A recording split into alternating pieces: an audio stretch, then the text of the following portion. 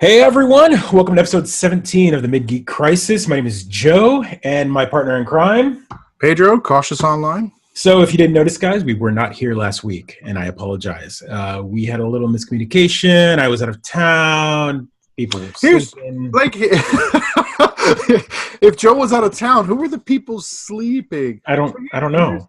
I mean, let's first thank you everybody for tuning in this week and sticking with us through a week of not being around. And then I fully admit it, right? I'm not quite an old man, but I definitely have days where if I hit the couch and I fall asleep, I'm not getting up for anything. I was done. I was so tired. Days and days and stress and anxiety had just caught up with me, and I was done. Joe texted me at 10 o'clock. I knew he was traveling, so I thought we were doing it the next day. So I just was like, no, fuck you, dude. I can't get up for this. I'm sorry. I'm so tired. Let's do it tomorrow. And the next day I had plans for that night. Yep. So it was, so it just turned into a scheduling snafu, and I wasn't going to film on Wednesday. I was in the middle of travel on that day. And so Thursday rolled around. It was like, might as well just wait till the next week. So, yep. So here we are. Thanks for coming back. Thanks for sticking with us. We'll do better. We should post next time that we're not going to film this week. I forgot. It just got to the point where I just kept posting other stuff, but I never actually addressed the elephant in the room. That's like, to our two fans that listen every week. Thank you. Thank you for being absolutely with this. All right, so some things happened. in the last few weeks that we have. Lots of news. We're going to start off with just a simple story to kind of, get the rust off, get the muscle memory flowing. And this was just a fun story that I read last week, and I think you read it and to each other, I think, at this point. It was the Stranger Things crossover thing that was announced at Toy Fair. Dungeons and Dragons starter set. Yeah, it was a Dungeons and Dragons starter set. What's fantastic about this is if you are a Stranger Things fan, I want to thank the writers and of that show for bringing good love to Dungeons and Dragons. It was definitely one of those moments in TV where they didn't make it like the funny joke thing; they just made it a thing. Like it was right, and it's something kids did back then in the basement when they were the audiovisual club, right? That's the stereotype, and they played it well. What I love is the sort of chain of references that has occurred here, right? So that moment in Stranger Things is so obviously referencing them playing Dungeons and Dragons in E.T., right? And so they're referencing E.T. playing Dungeons and Dragons, and now everyone's playing Dungeons and Dragons, so they release a starter set regarding them playing Dungeons and Dragons. I'm like, what? How do we come full circle so perfectly? It looks like a cool set though. If it's anything, if you haven't seen the pictures, and we're going to post a link for the news article here and the pictures. It is a basic starter set. It's technically no different than the base starter set, which you can find on sale sometimes for $10. It's supposed to be a whole different campaign, though, is what I understand. It's supposed to be the adventure that Mike was running on the show. So it says, according to the description, the starter set allows players to experience the D&D adventure Stranger Things character Mike Wheeler created for his friends. Yeah, and it includes 5 Stranger Things character sheets that are based on classes used in the show, like Will the Wise and Dustin the Dwarf. It also includes 2 exclusive Demogorgon figures, one of which the players can paint. So one is painted and one isn't, which is interesting. And you can pre-order a copy of it on Amazon. It's $24.99, and it'll be available shipping May 1st, which is cool. It's pretty cool. Yeah, I love starter sets. I'll probably pick it up just because I like. I mean, my favorite part of every D&D campaign is the first 5 or 6 levels. I love players finding their feet. I love everyone working together to find their campaign and message. I love that early start. I wish they had put in miniatures, like old school D&D miniatures representing the characters, Dustin the Dwarf, in sort of an old school art style. Boom, throw it in there. Cool. It would have been cool to, and also, they've got their own miniature range, so why not throw a few more miniatures? So this is going to be an interesting one where, because they've announced it till May, players and fans and people with 3D printers and all that kind of stuff know that this campaign is coming. We know the name of it. So it says here, Stranger Things themed D&D, embark on an exciting D&D adventure, hunt for, the Thessalhydra, Thessalhydra, so Thessalhydra, Sure. created by the character Mike from the Netflix version. So that's the name of the campaign that it comes with. So you get a campaign, and so now we've got this campaign, and we know that the Demogorgon is in it. So, and we've watched the show with the reference for it. So we're going to get miniatures and all sorts of things created by the fans. There'll be some tie-ins. Hopefully some new fans pick up the starter set, enjoy it, and play some more Dungeons and Dragons. I mean, I feel like everyone I talk to now is interested in playing once they find out I run it. I should say everyone in my age group, a little younger. Yeah. But I just ran a game this weekend with 2 guest stars who hadn't played 5th edition and were excited to play, and they did great. So, what did they think about 5th edition? I mean, so my question would be, and I asked this a lot because I'm always interested in hearing it from people. Had they ever played D&D before? So they played 4th edition, but the much maligned. But I enjoyed it for what it was, 4th edition. And I told them 5th edition was very much streamlined from 4th because 4th was real combat intensive, real crazy. Yeah. But yeah, they liked it. I mean, they approached it with enthusiasm, and by the end, in fact, they're coming back next week, right? We didn't finish, and I'm like, hey, you guys want to come back next week and be guest stars? And they're doing it. So all right. So was that a 6-person party that you've got going? A 6-person party, yeah. Yeah, and here's one of the things that's really underappreciated in 5th edition is the bounded accuracy, the concept that no matter what level you are, you can still hit that dragon. Right, you might die to the dragon's breath, but you can still roll and got a pretty good 20%, 30% chance of hitting that dragon and doing some damage. Yeah. So I gave these guest stars low-level characters because sometimes you give them a high-level character and there's all this stuff for them to read. It's too much. I gave them these low-level characters. They picked it up right away, and next week when they come back, I'm just going to level them. I'll be like, hey, you know what? Let's just play that you guys were holding back your powers. Now you have 8th level characters and you're the same level as everyone else, and now we could fight a fucking dragon if you want, right? So it's sort of neat. It's I love it. They survived, though one of them got hit with a lightning bolt that almost killed him, and I was like, but it worked out fine. So it's good stuff. It's good. I appreciate it. So I don't know if you also noticed that with the artwork on this is something that I find, I don't know, weird. I know that this is the first set I've seen that says it has Wizards of the Coast at the bottom left, but on the bottom right it says Hasbro Gaming. Yeah. I feel like I read some sort of rumor where Hasbro was trying to sell Wizards of the Coast at some point this year or maybe last year. They were trying to spin it off, but maybe they're just trying to brand it more with their own stuff. They probably want their name associated with Stranger Things stuff, as they might be considering a toy line, right? So they want Hasbro and the toy line. I'm sure there's Hasbro something. They already Hasbro toys? I'm sure there is. Yeah, well, Hasbro owns everything now, right? Like are they the ones coming out with the Overwatch figures as well? Yeah. Yeah, there you go. So yeah, Hasbro wants their name back out there. It's a name I feel we grew up with, but is I don't want to say forgotten, but it's not one kids care about, right? Well, I mean, so Hasbro owns everything now, right? So they've got Star Wars, they've got the Transformers, you name it, they've got it. So do they do Power Rangers toys and all those? So they bought it. They bought the rights to Power Rangers just recently. They bought it from Saban. There you go. If I'm not mistaken, the recent release of Power Rangers, the new season that's coming out, is the first one that's going to be pushed out through Hasbro's toy line. Cool. I hope it's cool toys. I mean, my our enjoys Power Rangers when she watches it, so I'm excited for the new show. So the flip here is Hasbro has made toys for many years. Power Rangers, the toy line, was before used to be Bandai. Bandai, that's right. So it was all overseas, kind of brought over. So whatever they would release overseas, they'd bring it over here, and kind of give us the low end of the spectrum of the cool stuff that we get because of regulations and whatnot. But now that Hasbro's got the line, Hasbro will be able to make their own molds, their own whatever. I hope they're nice. I remember the Bandai. I mean, like I bought what's the Gundam Wing? I think they were Bandai as well, right? So those were like awesome. Well, yeah, but those are kits, right? So that's so good. Boy, it's a kit, and so that's where they trying to draw their line. Where Bandai Namco is for the otaku, for the anime fans, for the it's not a toy company, but when they do make toys, they're not always the best. They're just kind of like meh. Hasbro makes good toys, and I mean they've done fantastic with the Star Wars line. So Yeah, no, that's true. Being able to get Star Wars toys or Power Rangers in the same sense as Hasbro, as all the other Hasbro stuff would be fantastic. So. I just want them to make Carmen Sandiego and She-Ra toys, please, for my daughter. Thank you, Hasbro.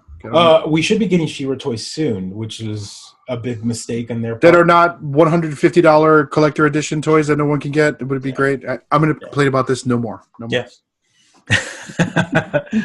All right. So let's get to the some other part of the news. We want to talk about some things that we missed as well from last week. On the Wednesday that this episode should have come out, we had a big Nintendo Direct. Yes. And I'm a big Nintendo fan. All sorts of Nintendo stuff in the background. And Pedro is a old school Nintendo fan. He doesn't follow it much anymore because he doesn't even own a Switch, or he hasn't played an actual Nintendo console since probably GameCube. A console, GameCube, yeah. You didn't have a Wii, right? I got the DSs, but no, I never jumped. You've got a DS. You got a 3DS, and played a couple games. I think you even played one of the Fire Emblem games on there. Love it. I mean, I played the hell out of Fire Emblem, and then it comes out every PAX, right, for the fun of interacting with folks. For the Street Pass. Yeah, for the Street Pass stuff. I don't really play it. So good. So good. I have three of them, right? I have two old DSs and the 3DS, the XL 3DS, big ones. But I don't play it that often. It's sort of weird. I feel like I should. I should bust it out since I commute now to work. That's one of the things that stopped me from playing it. I think stop commuting. So Nintendo is funny. We're going to talk about this in a very different way. I know there's all sorts of podcasts and whatnot that really like to geek out on the Nintendo aspect of all of this. I'm going to speak about the Nintendo Direct in a very, not in a business mentality, but more of a outsider looking in, like someone that wouldn't be a Nintendo fan. That's how Nintendo kind of approaches these directs. It's very interesting when you really think about it. As a Nintendo fan, we're just used to it. The Nintendo Directs have been going on since the Wii U days. You'd have Iwata come out and he would do the direct. That was his big like motion thing, and that was the whole idea. This was his campaign, his baby. He's directly talking to his fans, and it was a way for him to like being the president of Nintendo and talking directly to the fans. And it was kind of a different mindset as opposed to the E3.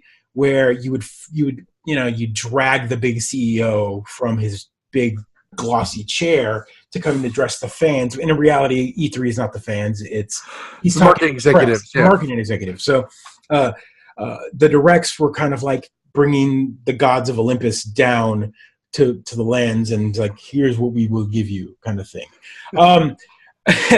And the directs have become infamous, right? It's a way for Nintendo to control and kind of wield their power, their Nintendo power of sorts.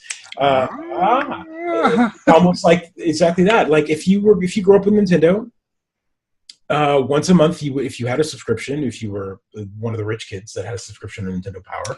I wasn't one of the rich kids that I had from the library. I eventually did. I occasionally would get it would get renewed. I'm like, oh my god, you got to renew it. Anywho, you would get those issues, and those issues would come out, and you'd open them up, and you'd be like, oh my god, look at these games that are coming out. And before, on a month-to-month basis, you would get new news. Same thing before the internet. Magazines, Electronic Gaming Monthly, PC Gamer, etc. All of these magazines was the way that you would get your surprise news. And I say surprise news because there's no surprises anymore. The biggest surprise I think I've seen this year in video games was that Apex Legends launch, which was just like rumor, boom, release. By Monday it was out, which was absolutely nuts and really surprising and kind of refreshing, which I think is why it's doing as well as it is. And we'll talk about that a little bit later. But this Nintendo Direct thing, it allows the news to just kind of come like this in waves outside of the big shows, the big trade shows. So these videos, these 30-minute little videos that are very meticulously edited and created and pumped out, gives you news of games that they've announced before. that, oh, here's some more news about the game that you're waiting on. Here we are in development cycle. Or, by the way, here's this game that we've been working on right now. Kind of big deal. And this is an E3. I mean, we're in February. So it's kind of interesting to get all this month. Slow news month. You're not supposed to get this type of stuff. Not really this year, but this year's been a big news month, right? Yeah, we'll get to that. Right. So again, that kind of are these companies kind of learning from companies like Nintendo on how to release and kind of keep that wave going all year. And let's talk about what they announced. They started off kind of slow with this. They were like, hey, here's some Fire Emblem news for the games that are coming out. They announced... it's their, Fire Emblem Three Houses is something they announced like when the Switch launched. They were like, hey, here's this Fire Emblem game that's coming out. Look forward to it in the future. And now here we are 1 year plus 2 years, almost 2 years since it's released. And they don't have a date yet, but they're giving some details, right? Is that what? Right, some details. They announced this completely surprise game, Astral Chain, which is being developed by Platinum, which Platinum Games is infamous on any console you have. But for Nintendo fans, they released games like Wonderful 101 and Bayonetta. Bayonetta. Sure. So here we've got a game that's exclusively being created. It'll have co-op. It's a co-op mech police game. I don't know if you should check out the video when you get a chance. It's a weird game. You're like best way to describe it is you're almost like a police Power Ranger looking thing. You've got like this badge and you wield it, and then when it opens up, this like mech comes out and you're chained to it. You've got this like astral chain, this chain, and you're flinging the robot flings you around, you fling it around, you use it to like combo. Is it like a physics game? It's a weird like fighter RPG. Dude, Nintendo puts out the weirdest game. But it's Platinum. Platinum has always been weird. I mean, look at Bayonetta, the weirdest freaking game. Weirdest game. Wonderful 101 is weird. Vanquish, do you remember that shooter that came out?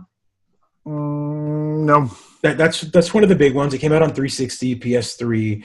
It's also a Platinum game. The gameplay is like you're a dude in like a suit. It's a shooter, but you're very fast. You're like you can like rocket slide and kind of move around, and it's very cinematic. Gotcha. Just very artistic. So Platinum is very artistic in their gameplay. Their finesse is very specific. So I'm excited for this. That was a kind of a big one, I thought. Dragon Quest, if you're a big fan of the Dragon Quest series. I was when I was a lot younger, yeah. So Dragon Quest 11 had been announced already for, it's out. Like you can buy it on PlayStation 4 and Xbox. Oh, nice. But they're releasing it for the Switch. And what's really cool about this release is they're calling it Definitive Edition, which means that it has more stuff than the versions that came out on Xbox on previous systems. Yeah. So it's called Dragon Quest 11S Echoes of an Elusive Age Definitive Edition. So they're all going to have ludicrous titles like Street Fighter, right? Or Alpha X. Alpha X Edition. Afterbirth, Marvel versus Capcom, Alpha X. Yeah, so it's going to be great. I'm excited for it. A lot of stuff there. Some updates to some previous games like Toad Treasure Tracker, a game that came out over a year ago. They're like, here's some more content for free. New maps for free. Who else does that? That's the way we're going. Another fun thing is they've got this game in development that they announced called Daemon Ex Machina, which is kind of it's a mech style game. You're a pilot, kind of a Gundam-esque mecha suit, and it's been in development for a while. And again, out of nowhere, they showed it at E3 last year, and they dropped a demo. Oh, nice! They were like, try it out, and then do a survey after you do it. And how refreshing demos! Right, Nintendo again. What's old is new. Again, this is why the Switch has got this.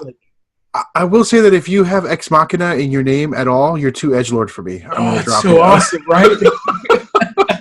Can't do it. Ex Machina. Right. Lord Ex Machina.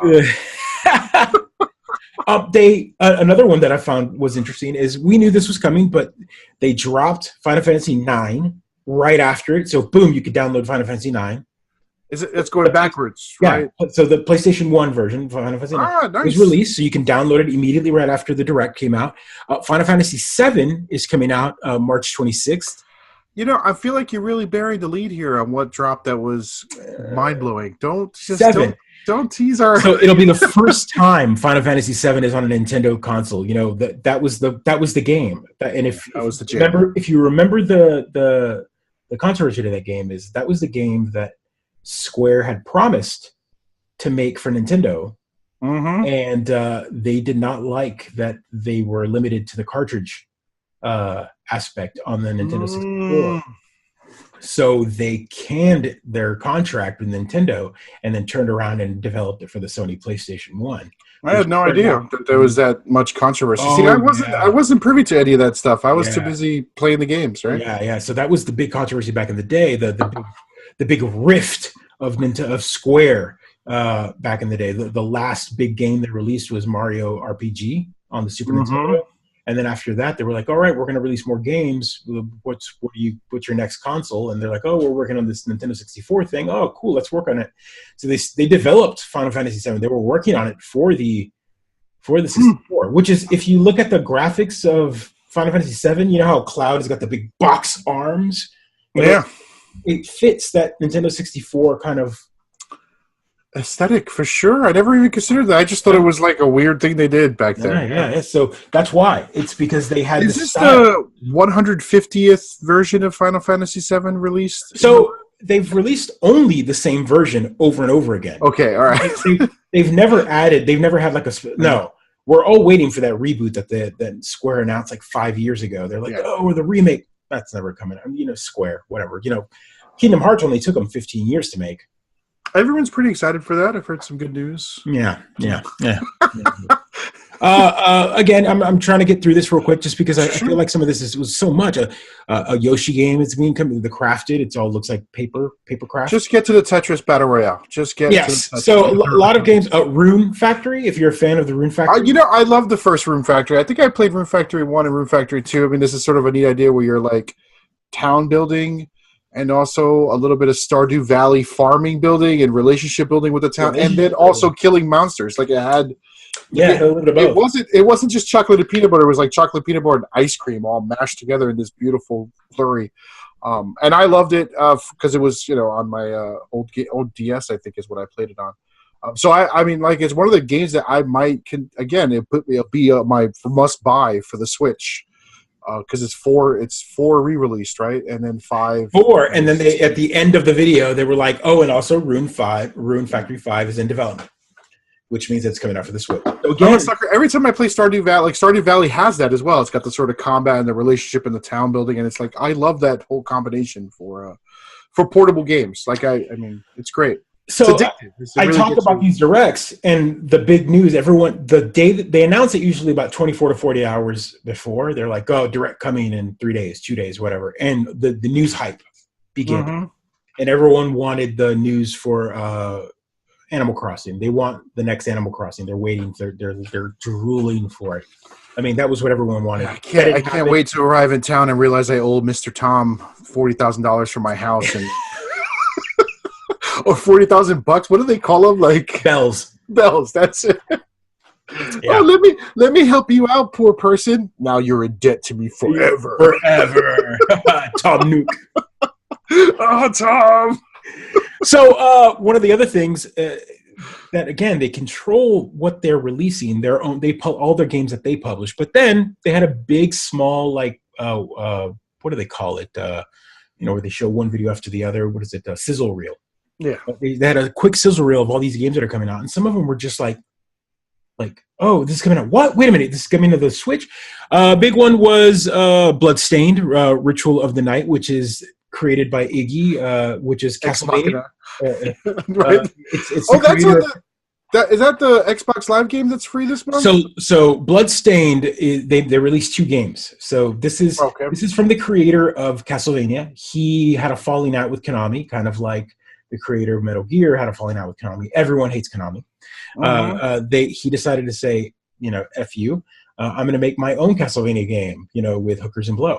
And Is it really? No, but he was like, I'm going to take my formula of Castlevania without the Castlevania name and make a Castlevania game. And so that's what he did. And so that's why Bloodstained Ritual of the Night is the 3D version of the Castlevania. He then, while in development of that one, he said, I'm going to make a prequel game, a little pixel version game, kind of like an old Castlevania game, and that's what the one that's free on Xbox right now. Ah, okay. So it's the prequel version of it. So it is part of the same series.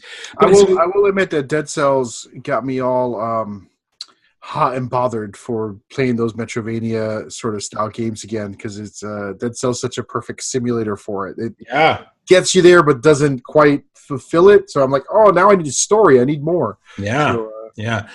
So they announced that Dragon Quest Builders 2, which is Minecraft in Dragon Quest. If you've played the first one, I liked it on the Switch. It was really fun. It did everything Minecraft did with the Dragon Quest pretty graphics. So nice.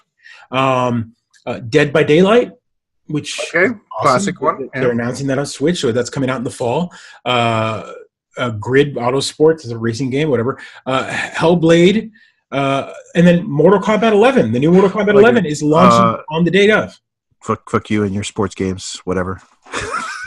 You can tell what games we enjoy. Sorry, No, you're fine. Another one that I think you might be interested in is they're releasing Assassin's Creed 3. Part 3 was the one in the United States, right? Right. Unplayable garbage. Well, it's all fixed. It's remastered, and fix the goddamn controls. One of the cool things is one thing that I thought was pretty neat is they're porting over the PSP game as well, the tie-in Liberation, which was the female. It was the first one with the female lead. The first one with the female lead that didn't come out on the big console, only came out on PSP, which is weird. I don't know. Anywho. So yeah, that was it. I mean, but it was a lot of information. Oh, and of course, Marvel Ultimate Alliance 3, which was the big one. Tetris Battle Royale, or you're not going to mention? I'm gonna get into that. Get to the Battle Royale. So all of that happened, but then I don't know where they were like Tetris. They called it Tetris 99, and they buried the lead because they never once called it what it is, and it's exactly that. It is Tetris Battle Royale. I think that is the running gag in this game that in this whole podcast is that everything will come out as Battle Royale. We had a Battle Royale, and Tetris might be peak Battle Royale, like you do. Have you watched gameplay footage? Oh, I have loved it. It's insane. Like, it's 100 screens of Tetris. Like, and you're like, oh, this guy's dropping pieces of this guy. You start to take the lead, and you get pounded. Right. So you're not watching all that. I'm playing, and I go into tunnel vision. So I'm playing, and I'm placing in the top 10 constantly on it because I've got all these new people. Got 150 years of Tetris skills. Years of Tetris, mother. I know how to play Tetris.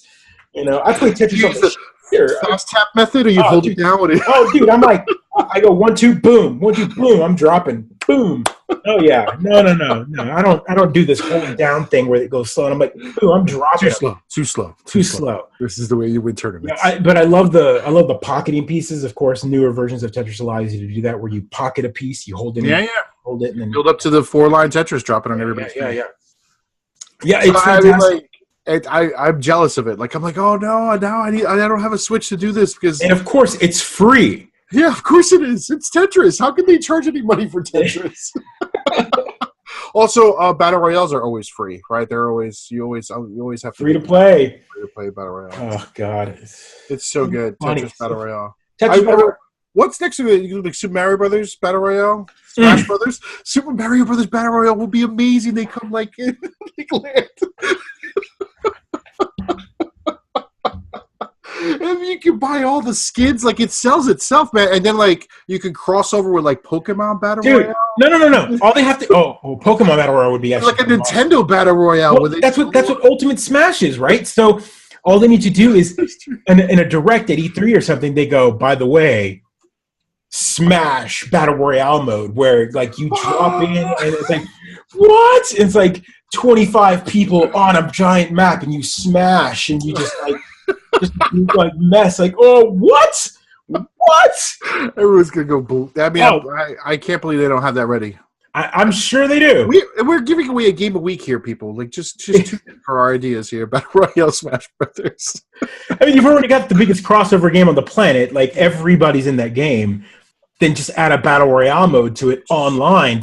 Sells itself. So many skins, so many different colors for Pikachu you could buy. Just go for it. I didn't even think about the fact that Nintendo would find a way to monetize it, even though they don't monetize anything. They give away shit for free. They're like, "Oh, you like buying skins? We got skins. We got skins." Nintendo's like, we make amiibos. We got skins. We got skins. You want this version of Mario that only came out on this game? You want short sleeve Mario from Mario Sunshine? I want $9. The flying Mario with the raccoon tail. That's what I want. That's the one I want. That's my all the time. Oh, Frog Suit Mario! Holy shit, Frog Suit Mario! Yeah, Frog Suit Mario. Boom, right there. Come in and hop on their faces in Battle Royale. That'd be amazing. Do a little dance, right? Do a little dance. Oh my god. The default dance for Mario would have to be like the old "To the Mario, swing your arms from side to side. Come on, let's go. Come on, do the Mario." Freaking Captain Lou Albano dance. Let's do it. Let's put together Smash Brothers Battle Royale. Nintendo, right now, next Direct, you better be talking about this Battle Royale. You'll be like late, just like you always are, Nintendo. Go for it. It's gonna be good. Man. Like, no. Was there I feel like there was one more. No, Tetris was the closer. Battle Royale. Tetris was.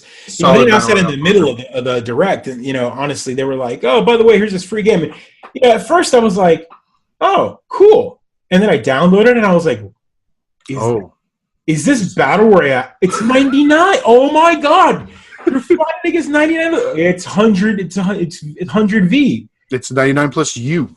Plus you. It's great. Glorious. Nintendo, I swear, you just... Good job. You know what you're doing. You're doing it good. So, that said, that was Nintendo's big megaton of news last week. A couple games came out out of nowhere. Just a couple. I felt like, again, we're February. I wasn't expecting February to be such a big month for game releases. But here we are. February, March, right? We got a lot of games coming out February, March. Jeez, I didn't even realize it until someone put up all the boxes of the games that came out just this week. Like one of the little mom and pop stores I follow out of Denver, Level 7 Games, put up a picture and they're like, "We got games," and they put up all the versions of the games that they got this Tuesday for release. It was nuts. So you got Anthem, you got the Metro Exodus, Crackdown 3, solid. Just a bunch of games, man. But let's talk about Far Cry New Dawn came out as well. Oh, that's right. Far Cry New Dawn, yep. So let's talk about some of these releases because I've only played one of them, but because who's got time to play games? Freaking got time to play games. We only got time to talk about them. We only got time to talk about them. That's right. But Crackdown 3 is the one that I was kind of amped for. Have you played it yet? I haven't. I downloaded it. I played it. I jumped around a little bit, kind of started the mission, and then I said I was going to wait. I said I wanted to see if you download it, and then we're going to play it. I got it. We're going to have to do some playing together co-op game. So maybe we can hop on the next couple of days at night or something. So I was reading an article. Where did I read it? I think it was Polygon. Polygon by Chris Plante. It's called "The 5 Biggest Trends in Video Games Are Colliding on the Same Day." So sort of similar to what you said, so many games are coming out, and I found it interesting that all of these games actually have different. This guy Chris really pointed out how different their trends are. Right, so you look at Metro Exodus is kind of caught in this sort of PC world between stores. Right, they jump from one store to the other. Did you see the? Do you see the news stories or the releases of that? So how it got caught, right? So it's like stickers, right? People are peeling off stickers. There's a sticker on the back of it that says Epic or Epic Store or whatever, and you peel it, and it's got the Steam logo underneath it. It's like, oh, what a burn! That was like a last minute And manufacturing decisions had already been made, right? They printed it and they got it all out there, which is So that's how do you get your games, right? But again, I personally, I think the Epic's Game Store is great. We need competition for Steam. We do. All that good stuff. And then Crackdown, right? Here's a whole different model. Crackdown 3 is free with Xbox Pass. I finally broke down. I've been talking about resisting for the past couple shows. I finally broke down and picked up the pass. It's $2. Guys, yeah, if you're listening to this right now, hop on this ASAP. If you're not a member of the Game Pass, I think it ends at the end of this week or something. 22nd. Of this. So end of this week, Friday. So this episode drops on Wednesday. You've got a couple days. Hop on it for $2. $2, you get 2 months. Mm-hmm. And in those 2 months, you can totally beat Crackdown.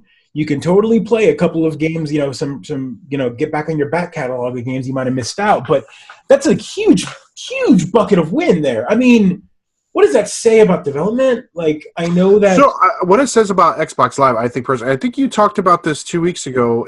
Their model now is more about Netflix. Their model is more about. They're not looking to make the forever game anymore, or to put the forever game on their system. Like, you might get Division, but you're going to get Division well after its development cycle has sort of petered out. But what they want to do is they sort of want to give you a big hit. They want to bird box you for 4 weeks, right? And then they want to Magicians you when they get that series, and then they want to get you with like a Marvel series. They just want to Crackdown 3, and then in a couple weeks they're going to read State of Decay 3. That's exactly right. Netflix keep you paying those $11 a month.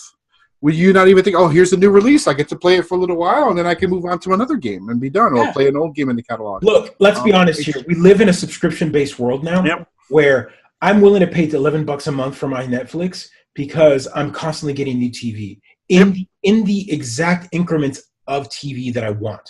I don't and sometimes more than I can consume, but definitely it's right there with what I want almost every time. And when I do want to watch it, I go back and watch it. I don't have to go and find it or whatever. It's there. This is the exact example. Mm-hmm. I think what they have to do though is they have to. I don't know how they have to improve the interface on the store. They have to make it more Netflixy, where it's all like, hey, you played Mutant Year Zero, for example. We've got these other 4 games in our Xbox Pass you can play. You've played Tomb Raider. Here's the Pass catalog, because I think you could play the new Tomb Raider. Yeah, they've got that. So that's the entire series. The whole trilogy's on there. Right. So that's what dropped. If you didn't pay attention as well, again, we're talking about games that dropped. Xbox Game Pass, because they're treating it like a kind of a release thing every month, if not every 2 weeks, they release new games on it. And sure enough, the day that Crackdown released, they were like, oh, Crackdown release. Also, we released Tomb Raider, Shadow of the Tomb Raider, which is the newest one that just came out a few months ago. Big box, AAA game. You can rock. It's kind of like how Netflix might have Infinity War.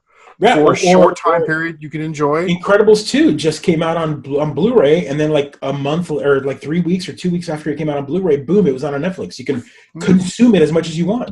And keep playing. So I think, I broke down, I got the pass. I think this is the way to go. This is the way Xbox is going to go. And maybe I'll buy maybe 2 games a year and just wait for things to hopefully hit the Xbox Game Pass. And they're going to reach a critical mass, I think, where developers have to be willing to release their games. This is what I imagine GameFly being. Yeah. Remember GameFly? Which I, as a matter of fact, I just ended my GameFly account. I have been paying for it for a while, and I had a couple games out, in and out. That's how I picked up cartridge games, like for my Switch, played a little bit and released them. But I just canceled it because again, things like this are just, I'm getting too many games at once now. But this is the way to go. If GameFly had to go. But yeah, the only way to do it is if you own the console, right? So if you're on Microsoft is the only one that would have been able to. Sony's the only one that would have been able to do it.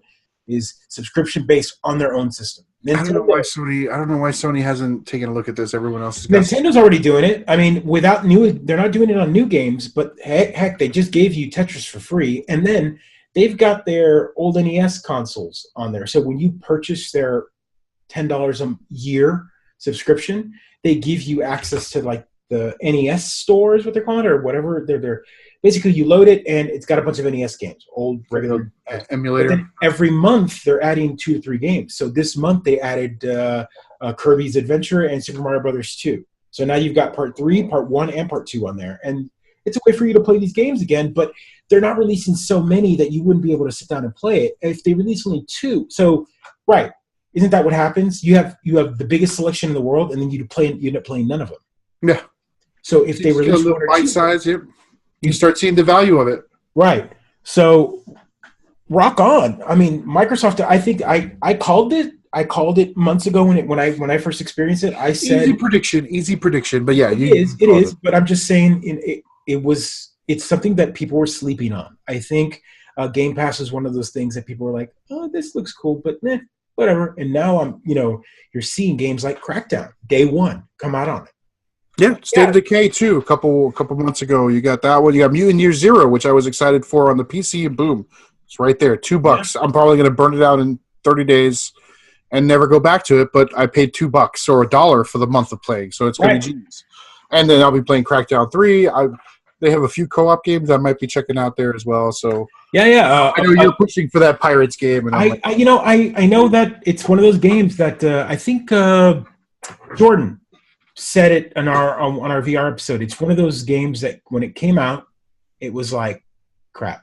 We've talked about development cycles here. We've talked about how Fallout 76 or whatever is like. Oh, dude, did you see like the Xbox X Prime is dropped like the Fallout 76 edition dropped like $110? Like it's so cheap now. Like they're basically like buy an Xbox, get this free copy of Fallout 76 and a $35 gift card, and please just take all this stuff away with you. Brutal. The Fallout 76 launch has been brutal. I don't know that they're going to ever recover. I don't know if they're going to recover from that. That's a game that they might not recover from. But a game that I think is really being slept on again is Sea of Thieves. It's a game that came out with a lot of promise, and when it came out, it just kind of meh.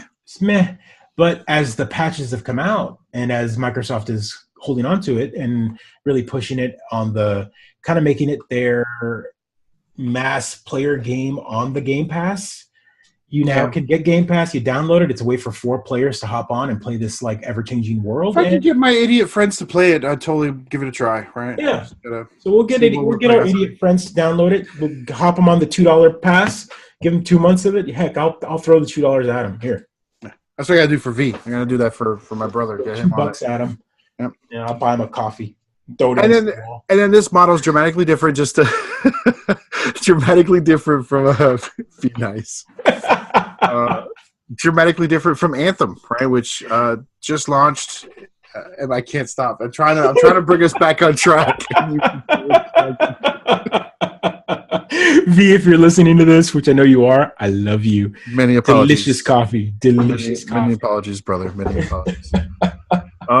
So Anthem we played the beta release. It was actually kind of a lot of fun. I think we talked about it a couple weeks ago. And we did. That's gonna have so it's out now. Yeah, I hope that bought the game. That does well. Now. Yeah, I hope it does well because I want to be playing it in 4 or 5 months. I do, because I played the Division 2 beta and that was nice. Yeah, I've heard that was really good. I downloaded it and just never got again. What time? I don't even understand it anymore. That's my mid-year resolution this year is find time to play these games. Sunday mornings with your friends. I want to so bad, man. Like this Sunday, I like. It was that you ever watch Ren and Stimpy? You know that scene? I mean, yeah, 10,000 years ago. Stimpy opens his eyes, or like when Ren opens his eyes and he's all angry, like, they do that. Yeah. That was me. And I was like, what? Why? I had been awake.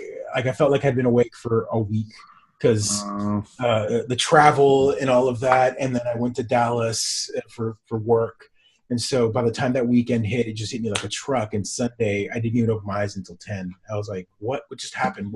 Why Log in. Log in. We're playing till 12. We played Rainbow Six Siege, which, they're in year 4. Like, I feel like folks... Again, games that are getting some really long development cycles. They're not trashing developers. No. We're not going to talk... we should talk about that story soon. Maybe have Which one... Which company trash developers now? BioWare?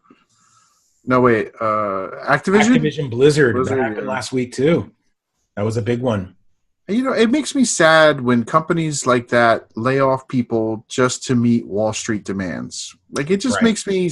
But it all goes back to the trend of our topics that we constantly talk about here is game development cycle and the length and how much value is placed on a game. They want the here and now, but then you've got games like Rainbow Six Siege that you're playing, and look, year 4 of this game, and they're still releasing patches. And not only are they still releasing patches, the developers are talking about how do we satisfy both our hardcore players and ensure that new players come on and they'll just get murdered by the hardcore players. Like, how do we? Because you will, like, yeah. But like, we play every Sunday. We play against the bots, and we have a great time. Just shooting the shit and shooting terrorists. Right? That's a good time. So why not figure out how to keep me around playing? Like, I've been tempted to buy Season 4 Pass. I skipped Season 3. And I wish I hadn't skipped it because I have all those characters I can't play now, right? Like, I want them. So there's I don't know. There's it's a good plan. I feel like Anthem's going to try to take advantage of that. Division 2 is going to try to take advantage of that. We'll see how it goes. Which is very different from the Microsoft model, which is, here's a game, have fun with it. Just keep paying us $10 a month, and we promise you a good game. Right, but a small bit of news last week as well is they renamed their Microsoft Studios gaming division. They renamed it. They renamed, again. It used to be called Microsoft Game Studios. It's now just called Xbox Game Studios. Like, that's right. It seems like a silly name. You're like, oh, that's what we've always, right? But they're making the name Xbox. And we've talked about this before, how they're not worried about the hardware anymore. You're going to be playing it on your Xbox whatever. They're just making Xbox software, Xbox Gaming Studio. For the Switch. That's exactly right. Yep, you heard it here first. Second, third, fourth. Whatever. We say it every week. You say it every week, but I believe that that's what's going to happen. I think Microsoft. It's going to be great. It's going to be awesome. We're going to see Halo, whatever their big pack ported to the Switch. Yep, and then I'm gonna have to figure out how to cancel I'm gonna cancel my Netflix subscription and just have Xbox Game Pass, right? Dude, and then maybe they start offering movies. That'd be great if I could. I'm calling that prediction right now. Is that might be the big E3 thing with the Xbox talk that we talked about last week and Microsoft and all that.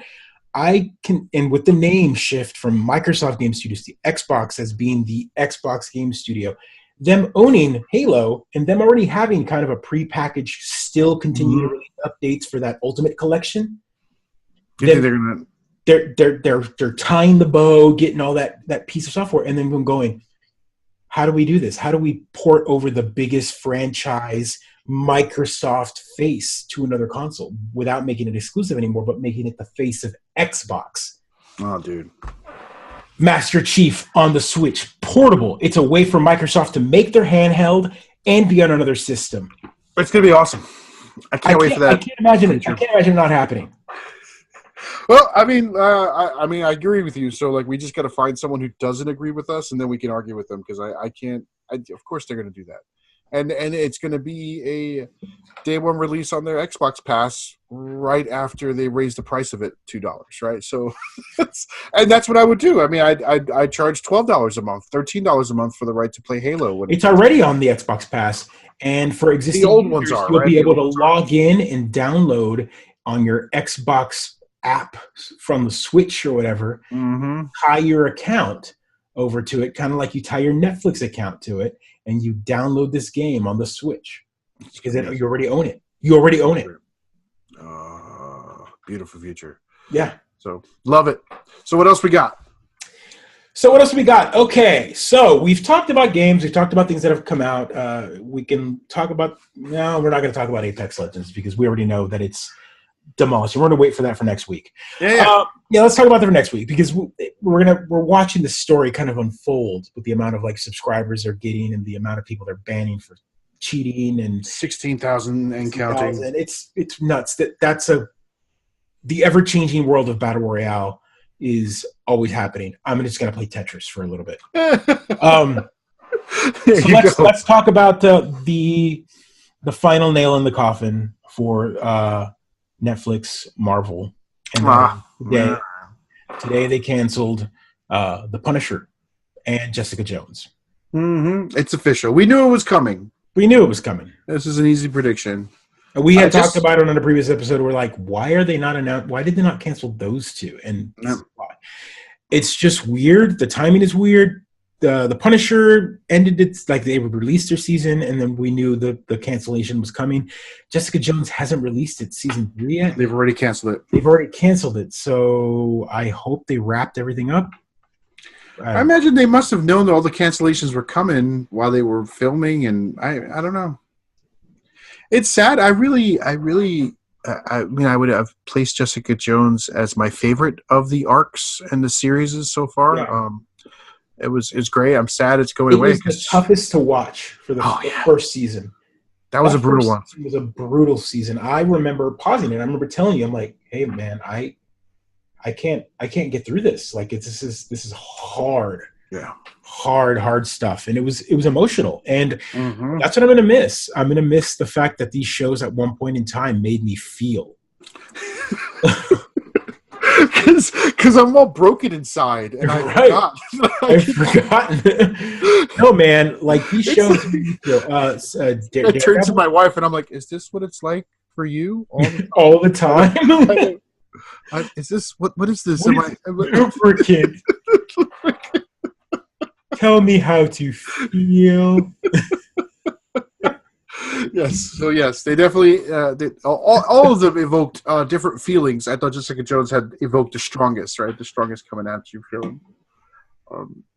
And so it's sad because like now, no disrespect, like I tried to watch Umbrella Academy, which is kind of like a mutant kind of stand-in comic book based series, and it wasn't amazing, right? So we're on. That's on the docket. We're gonna watch the first episode soon. Maybe even tonight because it was something that we wanted to watch. I don't want to spoil it. I mean, I got about 45 minutes into the first episode, and it was a slog. Like it's. So you know who the writer is for that, right?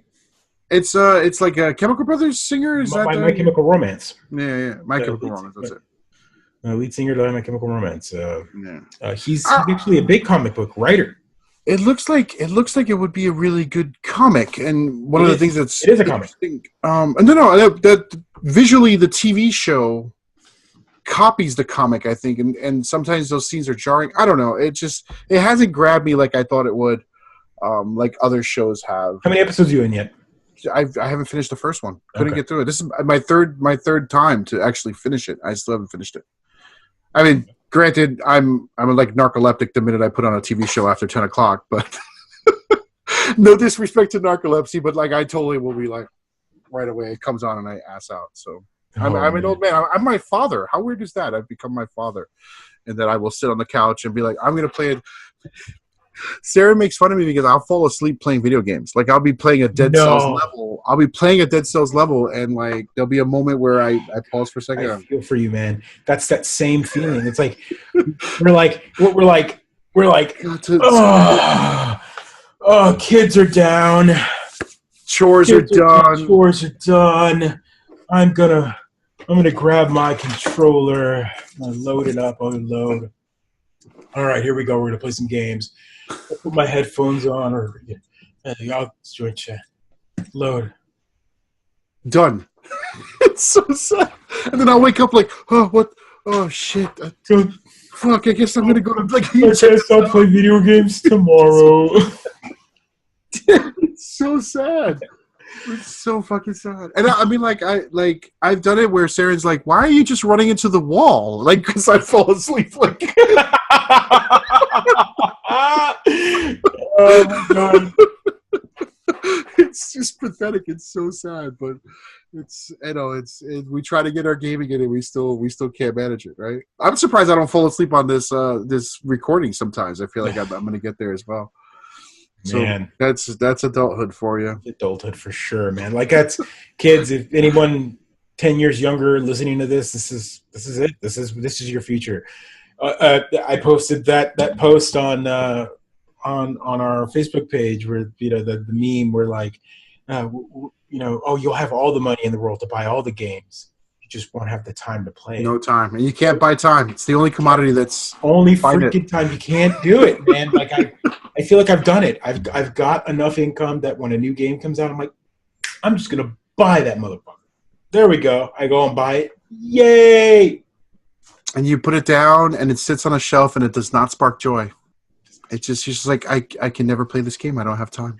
So let's talk about that. Let's good. I wanna hear it. I want to hear it. This is what I'm pushing for. So I haven't watched any of the show. That's fine.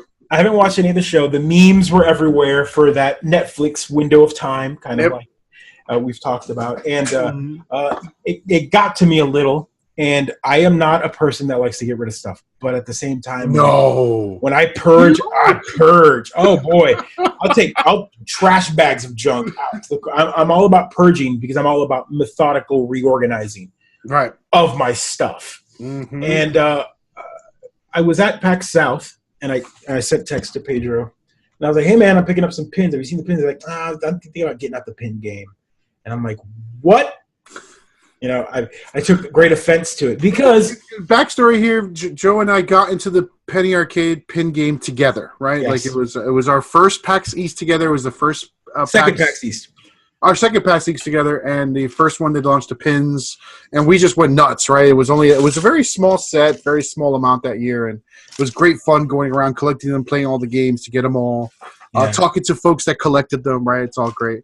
And I'm not getting out of the pin game. You exaggerate, but I know what you meant, and I think I took it the same way. Once I finally sat down and thought about it, I was like, you know, he's right. Like at one point, the pin game, and if you're not familiar with the Penny Arcade pin trading, every PAX they've got a pin set, and I've got some visual representation here. So there you go, sets. Props. So you buy these sets; these are like $30, and you get these pins, and they're supposed to commemorate the fact that you went to this particular con.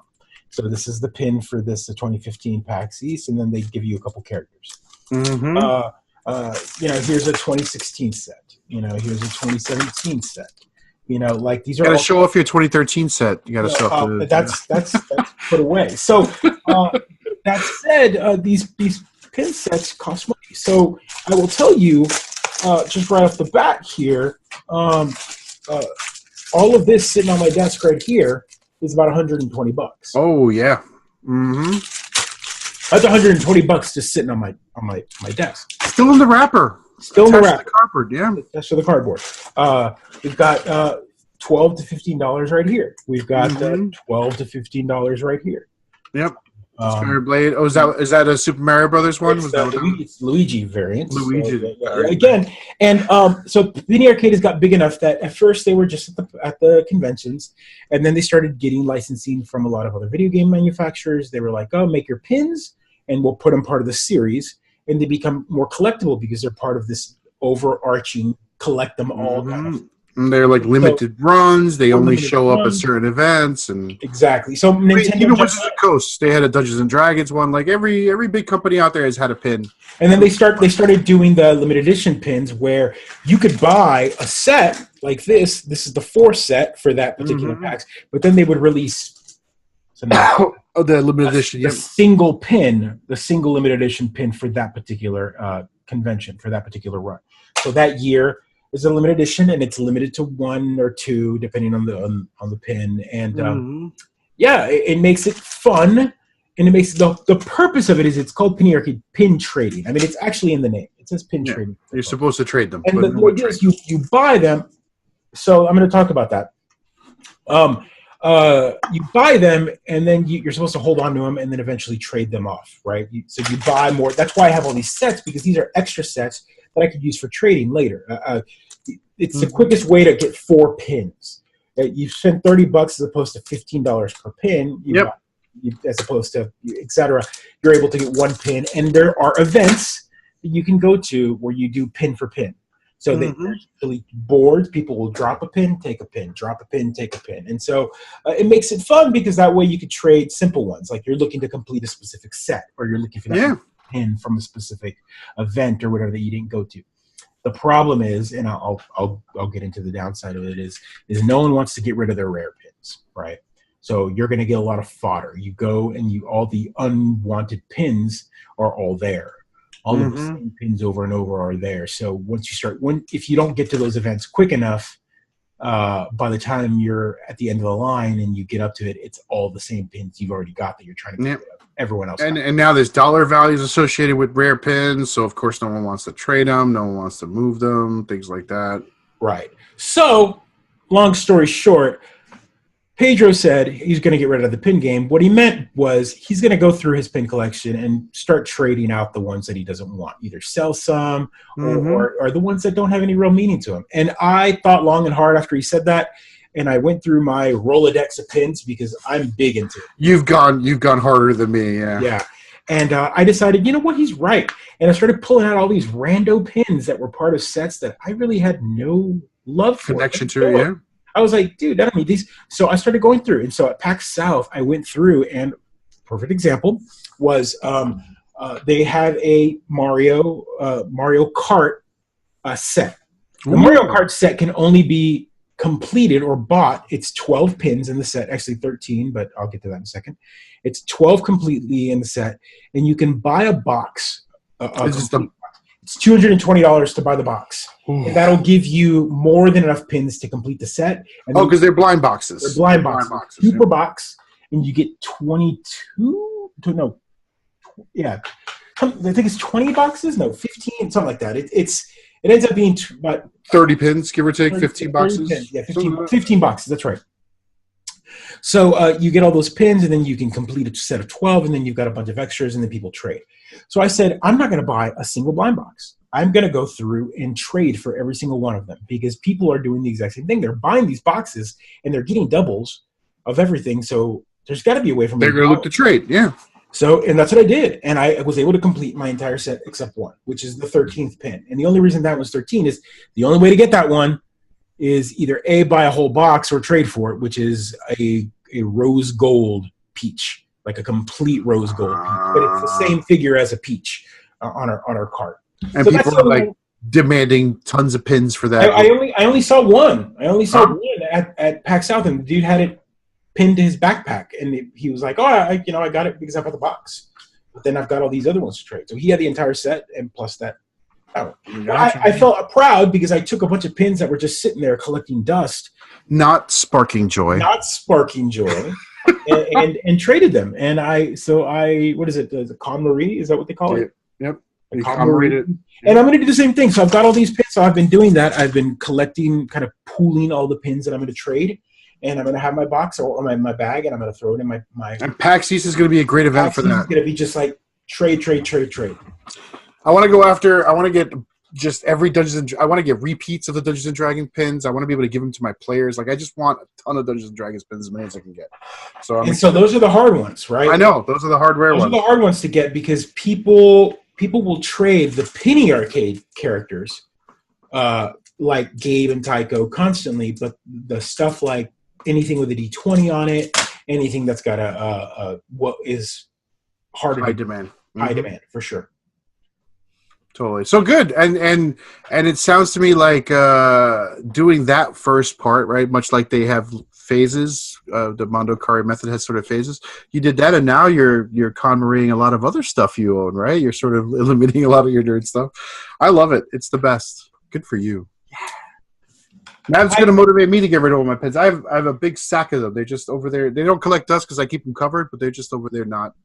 I want to put up a wall picture of them all the ones I collected. All the years I've gone to PAX, I want to put up the pins for them. So I took most of the pins that I love, and I threw them on a bag, my bag of holding. I saw, your bag of holding. And it's now heavy as shit, but I love it. And awesome. I added all locking backs on them so they don't pop off. But it's fun. I want to put the Overwatch pin on my bag and just troll people who ask to trade though. I mean, no, I'm not trading the Overwatch. No, I'm not trading the Overwatch. No, you want to know what's a big troll, which I thought was hilarious? Ooh, that's a good one. I've got two of those. Right. This is a good high value pin now. So yeah. And for people who don't know, that is what is it? Chandra? Is that what Chandra? Yeah. Chandra from Magic the Gathering? Mm-hmm. So this is a Magic the Gathering pin. The way you got this pin back at the first pin, it says 2013. Was it winning the tournament or playing? It was playing in the tournament. Just playing it, just sitting and playing the Magic the Gathering. But because A, it was only at that event, and B, it was a smaller PAX amount of people starting to trade, and they only gave it out at that one event. That was the only way to get that pin. That's it. It went out of circulation. That was it. The ones that were handed out at the convention were the only ones that existed. So now people want it for a collection, and people are fans of Magic the Gathering. And plus, it's a great pin. It's a beautiful, oversized pin, which is awesome. Yeah. So anyway, pins. PAX East is coming up, which is why I'm like, I'm thinking about PAX East all the time. I will say this. One of the things that I love about every pin that's come out after PAX East of last year is almost every pin now is a double backer. Oh, nice. It makes it so that you don't stick better. Yeah. For example, like this one. This one was East 2017. It's a special edition pin, but it's really big. So if you put this on your bag, it just spins. Mm-hmm. Every pin, it's about this size now, has double back. So if you look at almost every pin, like that one needs a double back because all it does is spin. Mm-hmm. You put it on there. And all of the ones have double backs now, so you stick it one spot and it won't spin. All the Mario Kart ones have double backs. Awesome. Love it. So I wanted to talk about, let's close it out. Maybe we'll close it out. I want to talk about that wackadoo dude in Pennsylvania who thought you could tax video games. You want to talk about this? Yeah, let's end it. Let's end it with a rage-filled story here. I mean, I don't know that I want to end it, but I don't know if folks heard this ridiculous. I mean, it's like the 1980s all over again. Think of the children. But Representative Christopher Quinn in Delaware said that one of the ways he thought he could reduce violence in schools was to tax violent video games, right? So the tax revenue would be distributed to school districts undergoing projects to improve safety, such as installing bulletproof glass, metal detectors, security cameras. The crux of the bill is, I'm simply trying to make schools safe, Quinn said. It's about identifying a source of funding to help combat the growing violence. Now, I mean, why not tax guns? Like, I just don't know. Here's how we can reduce violence in schools. Tax video games. The exact thing that keeps kids from committing violence. Studies have shown over and over again that there is a bump in aggressive behavior, but also there's a big drop in violence after, right? Like, it isn't video games that are making kids violent, and why would we bother with this solution?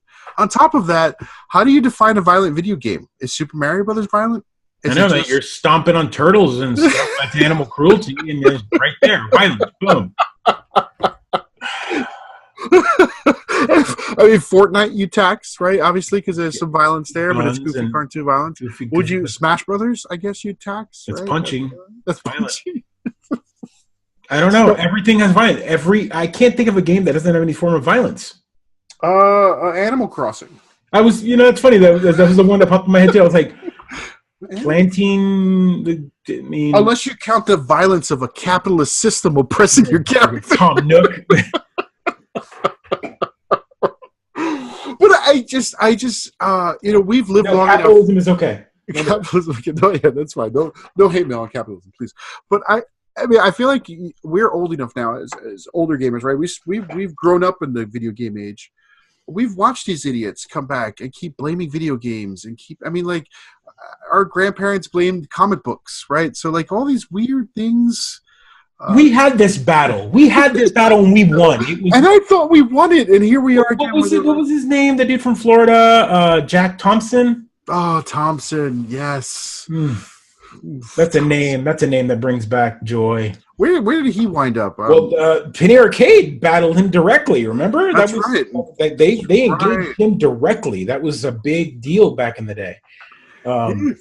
So where are the angry gamers that attacked this representative? I wonder if that's what's going on. Like, where are our legions of crazy basement dwelling misanthropes? We love you, who go after people and dox people for hating on video games in any way or another. Where are those folks? Why are they not going after this guy? I don't know, man. They shouldn't. I mean, it'd be nice. They shouldn't. They should vote against them, right? And talk to these folks about, hey, the violence is committed by people with mental health issues who have guns. Let's maybe talk about how we can limit guns going out there to schools, especially guns, since that's what they're killing with. But I mean, taxing violent video games seems like the stupidest. Like, did he have it in the shower? Did he I've got this genius idea how we can get some money. We tax video games. Look, let's be honest here. Guns don't sell as much and as quick as video games do. But you want tax revenue, you got to tax video games. It's the one thing that's constantly selling. You're going to tax. So let's put it out here. Games. I know we already do, but let's talk about So let's say they want a piece of the Fortnite. What are they taxing? Downloadable content? It's a free-to-play game. They tax. I mean, let's be honest here. You tax the company, but we don't do that here in the United States, right? No. Why would you do that? Why would we do that? We don't tax. No. That's and again, I'm not a socialist. I'm actually a hardcore capitalist, but I just feel like we just give away too much money to the capitalists, right? That's right. The challenge. There's give and take here, people. Yeah, but mainly don't tax my video games. Like, what's going on here? Don't tax my video games any more than you have to. And also, the problem with schools isn't that we don't need more security in schools. We need more education. We need less guns. Controversial thing to say to a Texan, I know, but I think you're a blue state Texan. So, but up here in New York, in the great blue state, although I live in red country in New York, we have. I know, right? Isn't that funny? I live in a blue city, and you live in red country. I live in red country up here. Got to flip it purple. It's what you got to do. Although we're talking politics, I shouldn't talk politics. But again, okay, it's a ludicrous. It affects everything, including everything. And it's a ludicrous idea to tax violent video games, because I think John Madden's violent. I think the football is extremely violent, yet we're not going to tax that, right? So, no. Dumb ideas. I talked about it before the show, and I'll mention it again. Who are you taxing here? If you're going to tax, so what's this guy's angle? Is it like these dang kids spending money on these video games? They should pay for them getting shot. Who gives these kids that don't have jobs money to buy these games? The parents. Yeah. I'm very confused. So just if you want to tax an adult or a parent, just tax the parent in a tax that parents pay already. Like, up a tax that they're already doing. The guns, you want to talk about guns, fine. We can tax guns. But let's other things, like a gas tax, whatever you want to raise, anything else. But taxing the video game for the kids, you're not getting the money out of the kids. What are you taking, lunch money? Like, this is money that the kids either earned from the parents. Oh, how do you tax it if I have a Game Pass? I mean, like, I could play 100 violent video games with my Game Pass, and I paid $2, right? Like, how do you tax that? It's the dumbest idea for someone who doesn't at all understand the economy of video games, doesn't understand the root cause of video games, and is on the record as saying, Jack Thompson style, this is a matter of trying to figure out, okay, here's a problem. The problem is school shootings. How do we generate some revenue that's directly coming from the problem itself to help offset it? Which betrays a complete lack of knowledge of what video games do, right? What video games provide, again, we're still having this discussion years later because no one has learned a gosh darn thing about it, right? It's ludicrous that people still think violent video games causes violence when we've had less violence overall in this country. Even though the news won't present it that way, it's a much less violent country, statistically. Not to say that school shootings aren't a horrible thing. So, anyway, I find it crazy. I follow politics stuff. I go nuts. I've been trying to get Joe to talk about it more. No, that's perfectly fine. I mean, the idea here is we've had this discussion before. I mean, in that same article, back in 2011, the Supreme Court struck down. They were trying to ban violent video games, in California. So the decision was 7-2 by the Supreme Court. Who defines violent video games? That's the part that I can't get my head around, right? It becomes a sort of, I know it when I see it. It's a form of media. You can't censor media that way. You can't, we protect books. We protect plays and movies. I mean, video games are no more different, a form of art. In fact, they're bigger, right? Yeah. That's really what it is. They want to figure out how to get some of that filthy Fortnite money is probably, you're right. And that they're like, look at this company making $3 billion. How do we get some of that money? Right. Tax the company, guys. Just right. Anyway, everything else going great. Kids are doing great. Yeah, man, my kids are doing great. My smallest is a little sick, under the weather, but he's doing fine. He stayed at home today. He was sick, so I stayed home with him. I didn't go to work today. Did you get to play some video games with him? I did not. But what no, you know what? All right. We'll talk about it. So my kiddo, 5 minutes. 5 minutes. What game? No, it's fine. My kiddo did play video games today. He has been obsessed with, and I'm a horrible parent. Kids, don't follow my. He loves to play on the Wii House of the Dead. What, the zombie game? Wow, this is the old shooter, right? House of the Dead. Right. So we go to the arcades all the time, like the movie theater down the street, and they have House of the Dead 1, the arcade machine. Wow. Loves. I know it's an old machine that they've got, but he likes it. How does he even see? Do you hold him up? Is there a chair you put him on? Well, I mean, 70-inch TV on the wall. Whatever. He's got the Wii. I got it all set up, and I've got these guns, these gun inserts for him. We just talked about violence. I know we totally did. I know. That's what I'm like, okay. What's interesting though is you are part of the problem. I'm part of the problem. But what's interesting about all of this is I made sure I went in, like when I first loaded the game up, and I went into the options and I turned down all of like the gore and I set the blood to green on purpose so that they get that definitive like zombie. Bleh, it's gory. It's green blood. It's not red blood. So, right, which is very different. Very different. It's like aliens, right? Purple blood. So, and he gets it, but he's what I find interesting about the game is, and if you've ever played House of the Dead 1 or 2, there are instances or quick time events where you have to like save specific people from the zombie. Mm-hmm. And he's very adamant about saving that person. Like he's like, gotta save him from the zombie, and then he's like, oh no, he gets all like upset that he missed it. That's great. So he's more into it in the superhero sense. He's like he's saving people from the zombies, the bad. Oh, that's fantastic. So he's not about shooting people. He does like to play another game made by the same maker from Sega, a Ghost Squad, which is kind of like another shooter on rails shooter, but. The Wii is the last system you can kind of do that on. So that's why I kind of keep it around, because the Wii's got the sensor bar and you could really like point and shoot. But it's where they ported a lot of those games over. So he's like, Dad, can I play House of the Dead today? And I'm like, okay, your brother's not here and you're homesick. You're not feeling check off the bad parent box today. Right, check off the bad parent box. So, for sure, I made sure to lower the violence, people. Like, I'm not leaving it so where like they leave. So this House of the Dead 2 and 3 is the version that came out on the Wii. It's like a dual pack. And part 2 is a little meh. Part 3, though, the characters have like shotguns. They both have shotguns. And if you leave the settings on too high, like full the way the game, when you shoot like the fat zombies, for example, you shoot like the big zombies, you shoot them and it leaves like a big old blast hole in their belly. And I'm like, so when you turn down the violence, it doesn't put holes in them. Oh, there you go. All right. They don't have big doesn't put holes in them. Yeah, put big gaping holes in them. I'm like, We've come a long way from Duck Hunt. We have.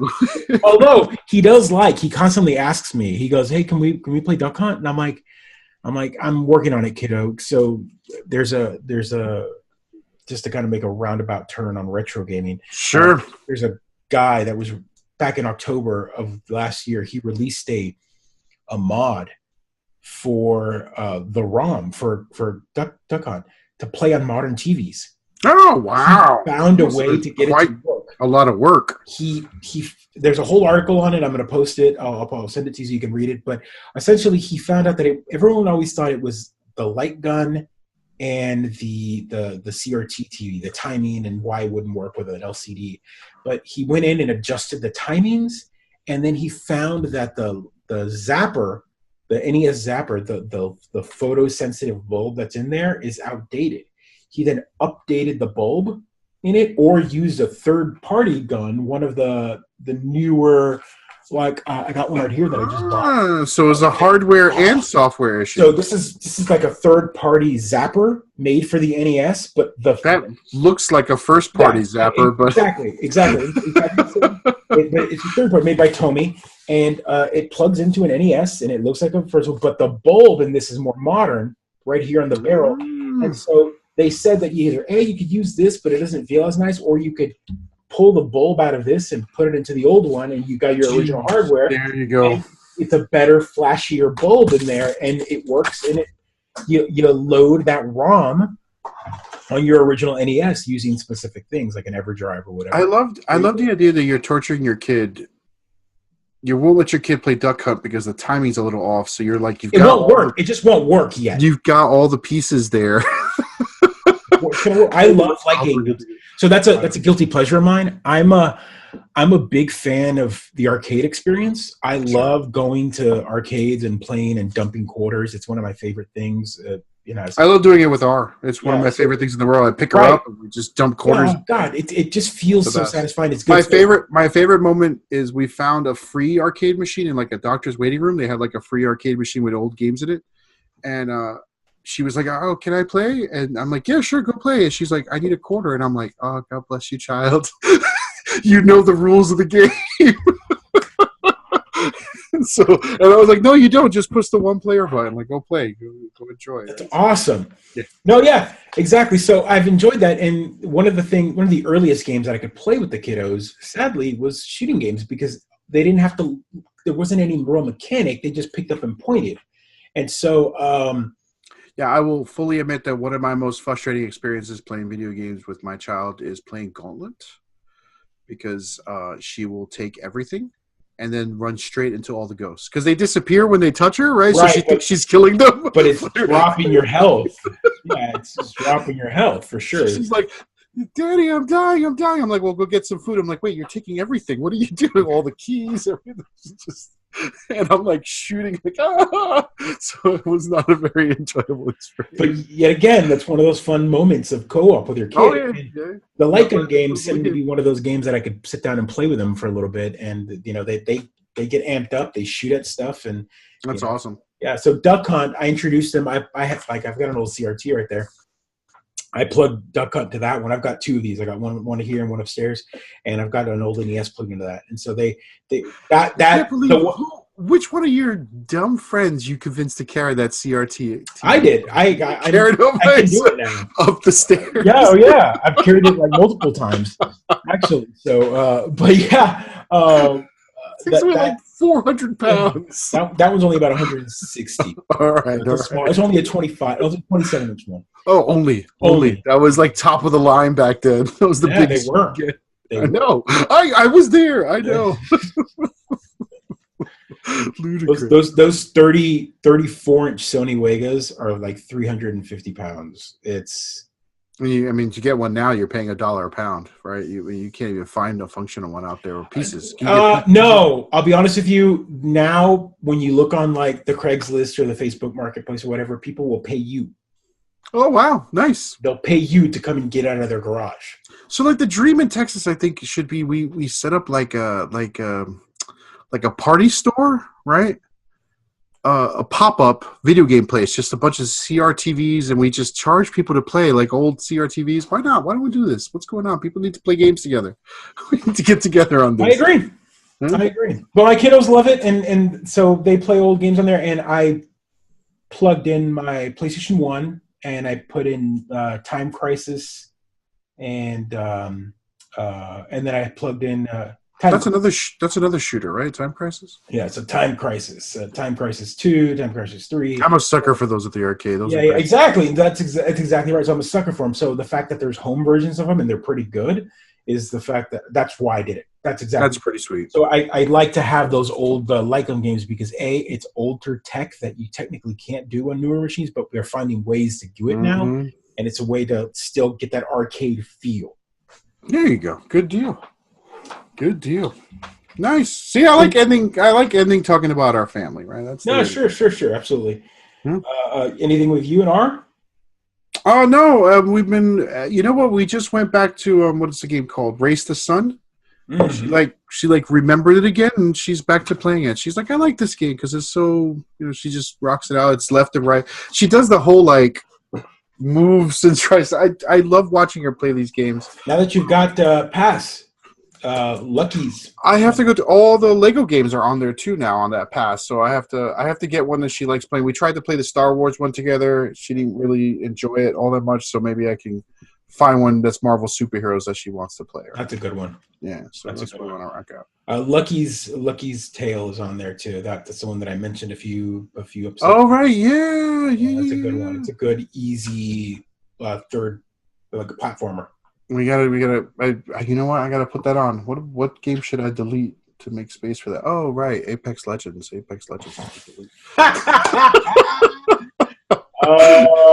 such a hater. No, you're gonna delete. You're gonna delete Division 1. Yeah, you know what? I got all of the badges. I could officially be done with Division 1. I'll probably leave it on just in case Steve, Astronaut Go, or Dan Fulgrim change their mind about going after all the badges before the release. Help them out. Maybe I'll level you up. Not going to happen. So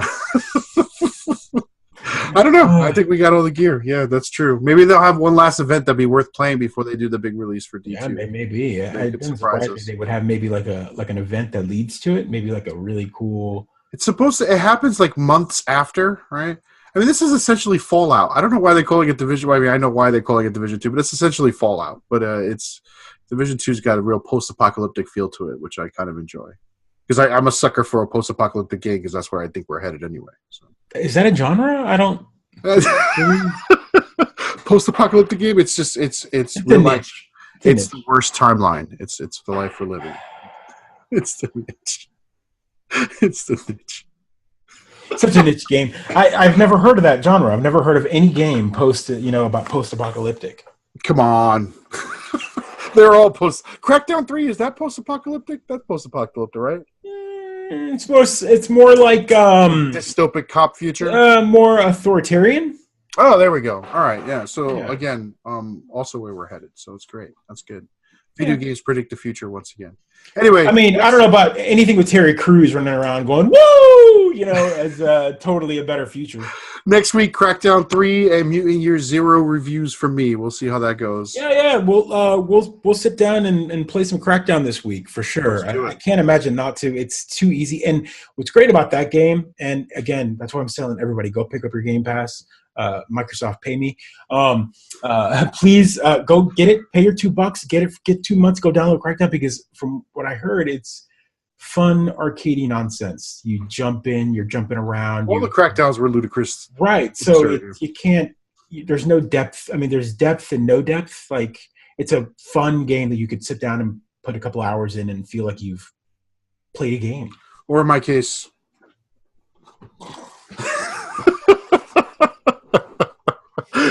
All right, on that note, folks, we're going to end episode 17 before old man Pedro falls asleep on us. It's getting late here. It's getting late. Yeah.